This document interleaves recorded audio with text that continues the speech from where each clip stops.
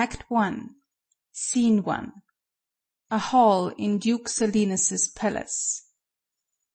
Enter Duke Silenus, Aegeon, jailer, officers, and other attendants. Proceed, Silenus, to procure my fall, and by the doom of death end woes and all. Merchant of Syracuse, plead no more. I am not partial to infringe our laws. The enmity and discord which have late sprung from the rancorous outrage of your duke to merchants, our well-dealing countrymen, who, wanting guilders to redeem their lives, have sealed his rigorous statutes with their bloods, excludes all pity from our threatening looks. For since the mortal and intestine jars twixt thy seditious countrymen and us, it hath in solemn synods been decreed, both by the Syracusans and ourselves, to admit no traffic to our adverse towns. Nay, more, if any born at Ephesus be seen at any Syracusian marts and fairs, again, if any Syracusian born come to the bay of Ephesus, he die. His goods confiscate to the Duke's dispose, unless 1,000 marks be levied to quit the penalty and to ransom him.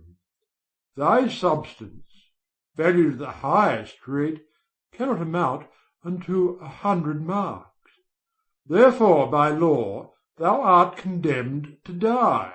Yet this my comfort, when your words are done, my woes end likewise with the evening sun. Well, Syracusian, say in brief the cause why thou departest from thy native home, and for what cause thou camest to Ephesus. A heavier task could not have been imposed than I to speak my griefs unspeakable, yet that the world may witness that my end was wrought by nature, not by vile offense, I'll utter what my sorrows give me leave. In Syracusia was I born, and wed unto a woman, happy but for me, and by me, had not our hap been bad, with her I lived in joy. Our wealth increased by prosperous voyages I often made to Epidamnum, till my factor's death and the great care of goods at random left drew me from kind embracements of my spouse, from whom my absence was not 6 months old, before herself, almost at fainting under the pleasing punishment that women bear, had made provision for her following me, and soon and safe arrived where I was. There had she not been long, but she became a joyful mother of 2 goodly sons, and, which was strange, the one so like the other, as could not be distinguished but by names. That very hour, and in the self-same inn, a meaner woman was delivered, of such a burden, male twins, both alike. Those, for their parents were exceeding poor, I bought and brought up to attend my sons. My wife, not meanly proud of 2 such boys, made daily motions for our home return. Unwilling, I agreed. Alas, too soon, we came aboard.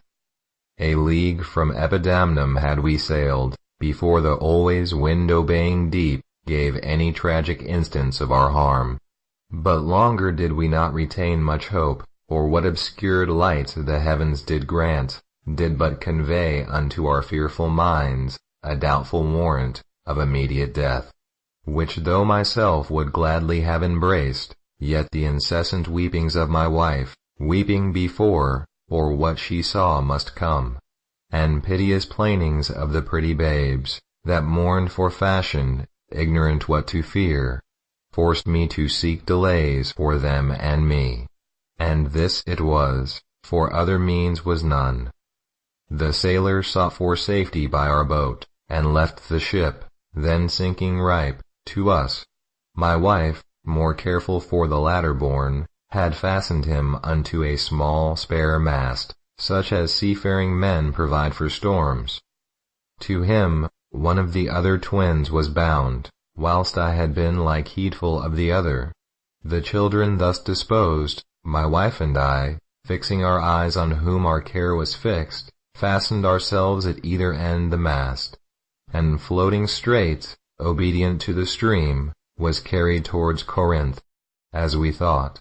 At length the sun, gazing upon the earth, dispersed those vapors that offended us, and by the benefit of his wished light, the seas waxed calm, and we discovered 2 ships from far making amain to us, of Corinth that, of Epidaurus this. But ere they came, oh let me say no more, gather the sequel by that went before. Nay, forward, old man, do not break off so, for we may pity, though not pardon thee. Oh, had the gods done so, I had not now worthily termed them merciless to us.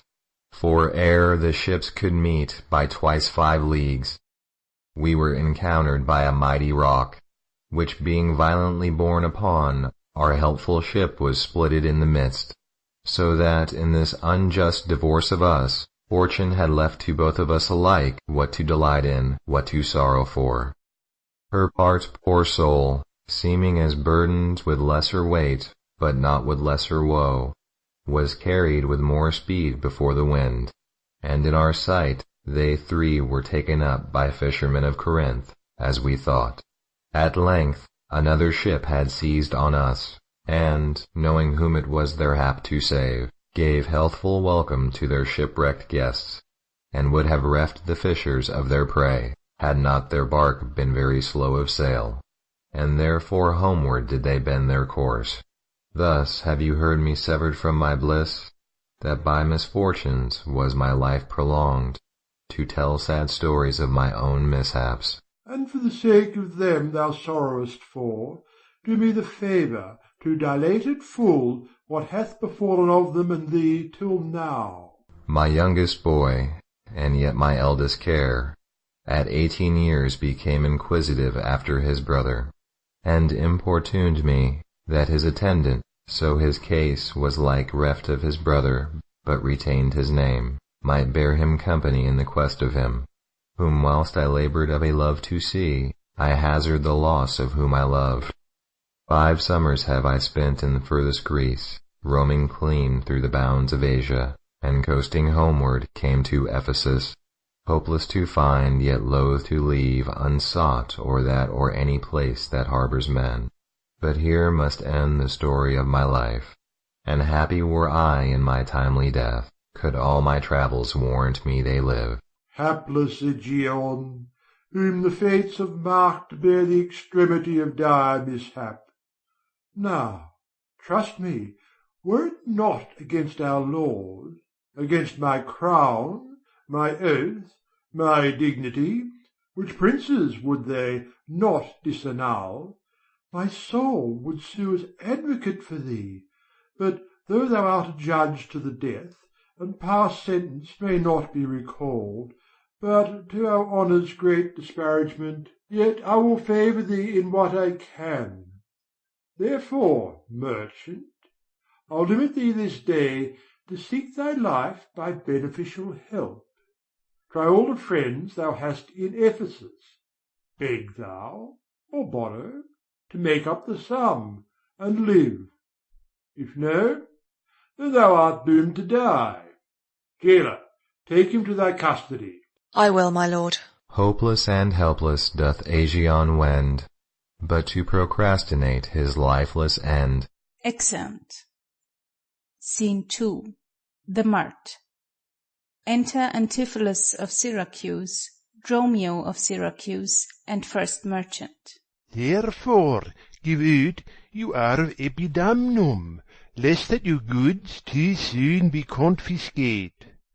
This very day a Syracusian merchant is apprehended for arrival here, and not being able to buy out his life, according to the statute of the town, dies ere the weary sun set in the west. There is your money that I had to keep. Go bear to the Centaur where we host, and stay there, Dromio, till I come to thee. Within this hour it will be dinner time. Till that I'll view the manners of the town, peruse the traders, gaze upon the buildings, and then return and sleep within mine inn, for with long travel I am stiff and weary. Get thee away! Many a man would take you at your word, and go indeed, having so good a mien. Exit. A trusty villain, sir, that very oft, when I am dull with care and melancholy, lightens my humour with his merry jests. What, will you walk with me about the town, and then go to my inn and dine with me? I'm invited, sir, to certain merchants, of whom I hope to make much benefit. I crave your pardon. Soon, at 5 o'clock, please you, I'll meet with you upon the mart, and afterward consort you till bedtime. My present business calls me from you now. Farewell till then. I will go lose myself and wander up and down to view the city. Sir, I commend you to your own content. Exit. He that commends me to mine own content commends me to the thing I cannot get. I to the world am like a drop of water that in the ocean seeks another drop, who, falling there to find his fellow forth, unseen, inquisitive, confounds himself. So I, to find a mother and a brother, in quest of them unhappy lose myself. Enter Dromio of Ephesus. Here comes the almanac of my true date.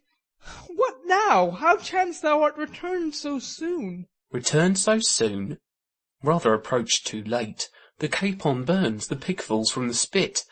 The clock hath strucken 12 upon the bell. My mistress made it 1 upon my cheek. She is so hot because the meat is cold. The meat is cold because you come not home. You come not home because you have no stomach. You have no stomach, having broke your fast. But we that know what 'tis to fast and pray are penitent for your default today. Stop in thy wind, sir. Tell me this, I pray. Where have you left the money that I gave you? Oh, 6pence that I had a Wednesday last to pay the saddler for my mistress Crupper. The saddler had it, sir. I kept it not. I am not in a sportive humour now. Tell me and dally not. Where is the money? We being strangers here, how darest thou trust so great a charge from thine own custody?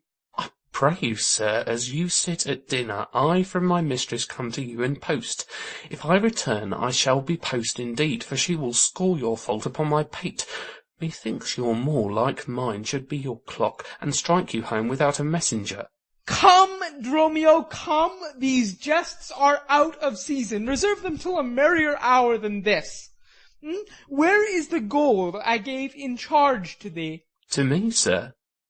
Why, you gave no gold to me. Come on, sir knave, have done your foolishness, and tell me how thou hast disposed thy charge. My charge was but to fetch you from the mart home to your house, the Phoenix, sir, to dinner. My mistress and her sister stays for you. In what safe place have you bestowed my money, or I shall break that merry sconce of yours that stands on tricks when I am undisposed? Where is the 1,000 marks thou hadst of me? I have some marks of yours upon my pate, some of my mistress' marks upon my shoulders, but not 1,000 marks between you both. If I should pay your worship those again, perchance you will not bear them patiently. Thy mistress' marks? What mistress, slave, hast thou? Your worship's wife, my mistress at the Phoenix, she that doth fast till you come home to dinner, and prays that you will hie you home to dinner. What, wilt thou flout me thus unto my face, being forbid? There, take that, sir knave. What mean you, sir? For God's sake, hold your hands. Nay, and you will not, sir, I'll take my heels. Exit. Upon my life, by some device or other, the villain is o'erwrought of all my money. They say this town is full of cozenage, as nimble jugglers that deceive the eye, dark-working sorcerers that change the mind, soul-killing witches that deform the body, disguised cheaters, prating mountebanks, and many such like liberties of sin. If it prove so, I will be gone the sooner. Also the centaur to seek this slave. I greatly fear my money is not safe. Exit. End of Act 1.